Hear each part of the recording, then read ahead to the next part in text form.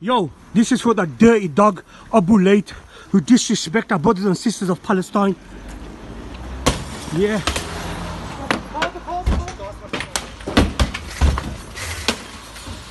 These masked thugs barged into my home. No sense of dignity for a person's family.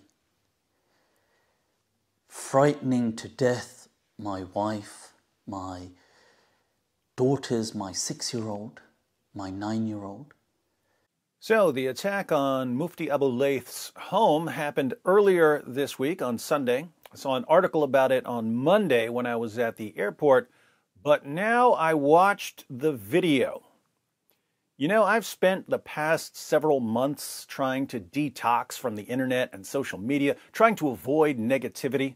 2 of our 5 sons have a rare disease. They're on life support. We lost our night nurse a while back, so I had to take over as night nurse. Been staying up with my kids at night, reading. I've been sleeping during the day. In the evening, I wake up and go to the gym. I noticed very quickly that by not being on social media, I was becoming less aggressive. I would still watch a YouTube video here or there for entertainment. I went on a couple of live streams.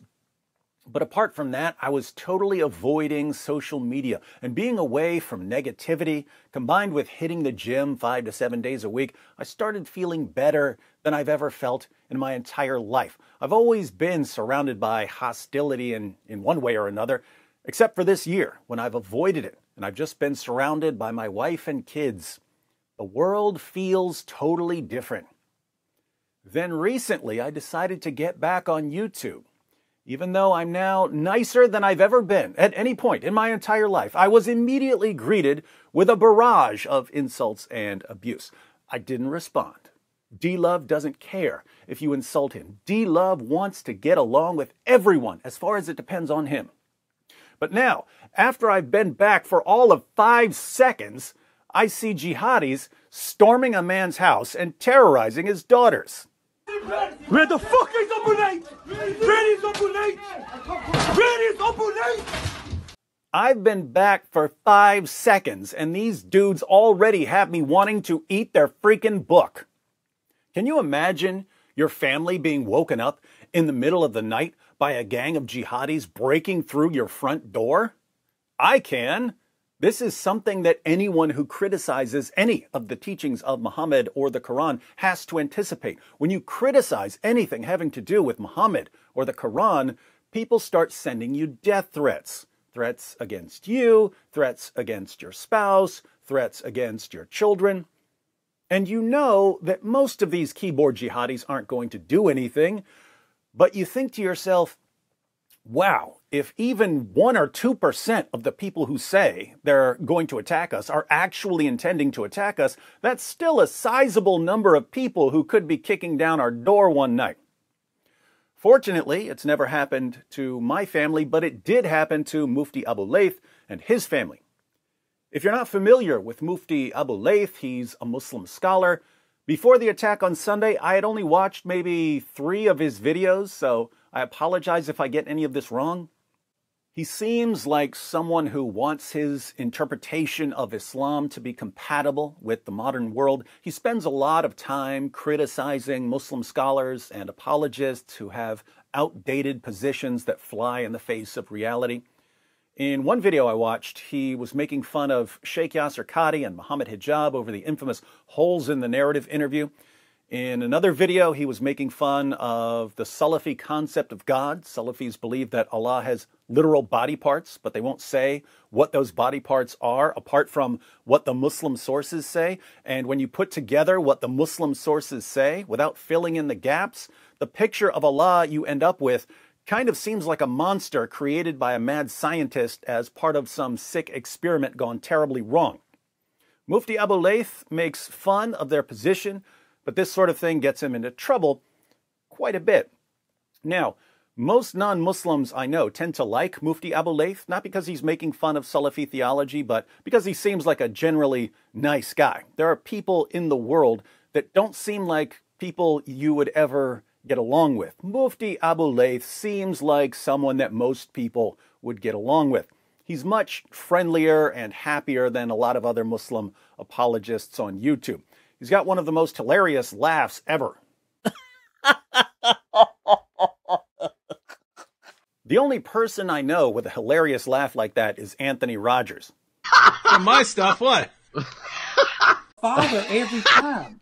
The funniest thing I can imagine in this world would be watching Dave Chappelle or Bill Burr doing stand-up with Mufti Abu Layth sitting on one side of me and Anthony Rogers sitting on the other side of me. A comedian tells a joke, and all you hear is...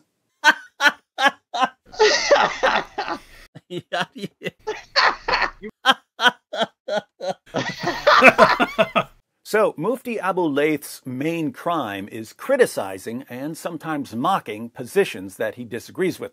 It's the same crime that gets many of us into trouble with keyboard jihadis. But here's the key. Once you enrage certain people, they don't attack you directly. Instead, they try to stir up a violent mob against you as soon as the opportunity arises. And the opportunity that arose recently was the latest Israeli-Palestinian conflict, attacks, bombings, whatever you want to call it. Emotions are running high whenever anything happens between Israel and the Palestinians. Some people use this to their advantage. So, if you have a problem with Mufti Abu Layth because he's been making fun of your theology, you see global anger as your golden opportunity to stir up a violent mob against him. Just to be clear, Mufti Abu Layth is no fan of Israel. Right, okay. Israel is at a state level, it is a terrorist at a state level. Okay, this is not anti-Semitism. The truth is, at a state level, it has committed war crimes. Israel is a tyrant terrorist state. I'm being very clear that Israel is being a terrorist state. That's what it's doing. But he acknowledges that Israel is here to stay. Another very hard truth is that Israel is here to stay. I think we as Muslims have to accept that Israel is here to stay. You see, Israel is not going to go away. Where Mufti Abu Layth differs from the people who are targeting him is that he believes human lives are more important than possessing a particular piece of land or a particular building. But TKR, it's only bricks and mortar, it's not life more valuable. It's, Allah didn't send us on this earth just to preserve some bricks. Preservation of life trumps all. What is really tragic is the amount of people dying. Here you've got entire hundreds, thousands lives being killed, blood being shed, and people, they're upset about it, but they're like, yeah, but the Holy Land. What the hell is the Holy Land? Yeah, what is this Holy Land? The Holy Land, the Holy Land. We need to realize that, look, human life comes first. The people who are targeting him seem to be convinced that the ongoing conflict over some land and buildings is far more important than the lives that are being lost.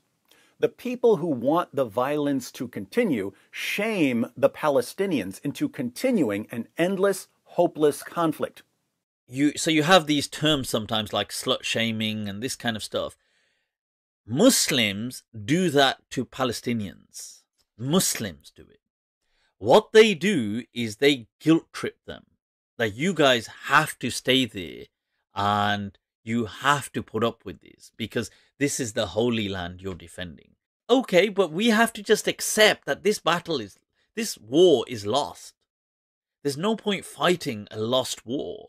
Why are we guilt tripping these people to put up with it?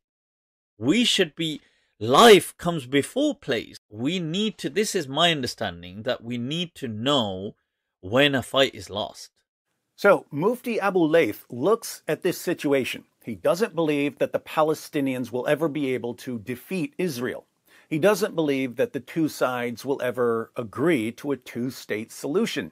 So he concludes that the best path to peace is for the Palestinians to be relocated and compensated. The truth is, there does need to be a solution. So ideally, it ought to become two-state solution. But I feel that that's never going to happen. I would say that all Palestinians should leave Palestine. and it should be facilitated for them.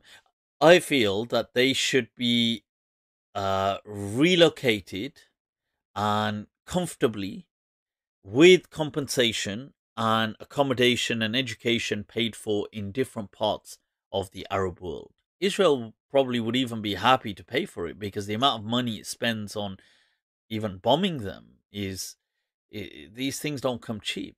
Whether you agree with him or disagree with him, his relocation solution is not a crazy position. Even from an Islamic perspective, when Muhammad couldn't win in Mecca, he took almost the entire Muslim community of Mecca and left.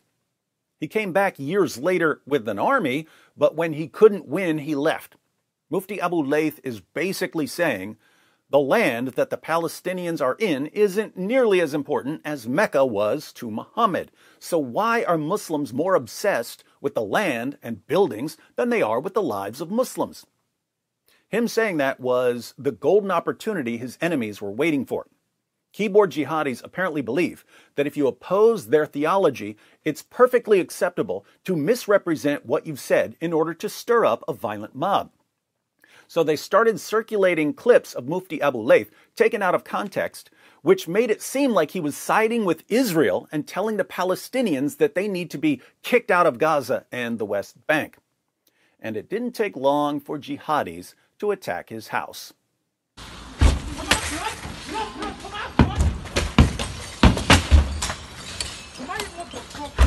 Come on, motherfucker! Come on, motherfucker! Those are some tough dudes, aren't they? Jihadis in other parts of the world are fighting soldiers. Not these guys. They're terrorizing little girls. And they don't roll up on Mufti Abu Layth's daughters with 1 or 2 guys in broad daylight. No. They kick down the door in the middle of the night and roll up on those little girls with like 8 lions of Islam. Let me speak to them directly as I close out.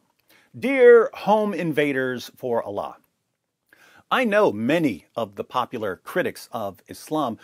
Based on my experience, I can say that people like you are the main source of hostility against your religion, your God, and your book and your prophet. Yes, we think that there are all sorts of dangerous and stupid teachings in Islam, but if it weren't for people like you, thugs constantly trying to intimidate everyone who disagrees with you, most of us wouldn't care much what your prophet did 14 centuries ago. You enrage people with your terrible behavior, and then, when people who were minding their own business suddenly respond by criticizing your prophet and your book, you cry, like the little girls you target. If you ever take a break from kicking down doors and traumatizing little girls, tell us more about your wonderful religion.